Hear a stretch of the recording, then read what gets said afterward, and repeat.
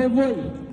Suntem cea mai vie mișcare, suntem cea mai mare mișcare, suntem locul 1 în mintea și în sufletul românilor și suntem ultima șansă pentru neamul nostru românesc.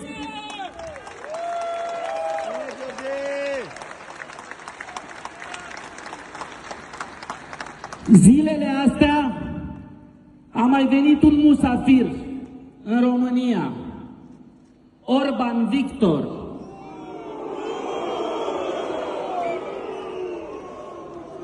S-au spus unele adevăruri acolo.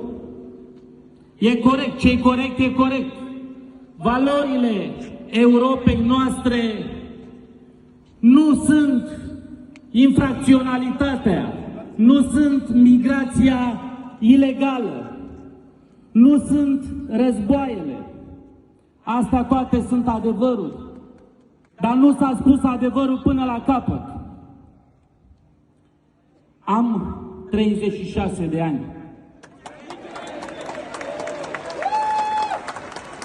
M-am născut în 1986 și vreau să le spun celor care visează schimbări de granițe că în Europa noi nu facem iredentism, șovinism și schimbări de granițe. Să încerce la Putin, poate, și în Rusia.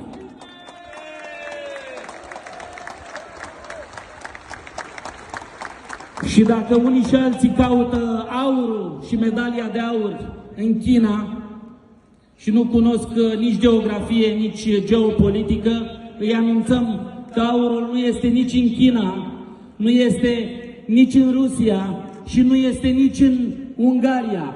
Aurul nostru este la Crăișorul Munților, la Avram Iancu, în Munții Apuseni.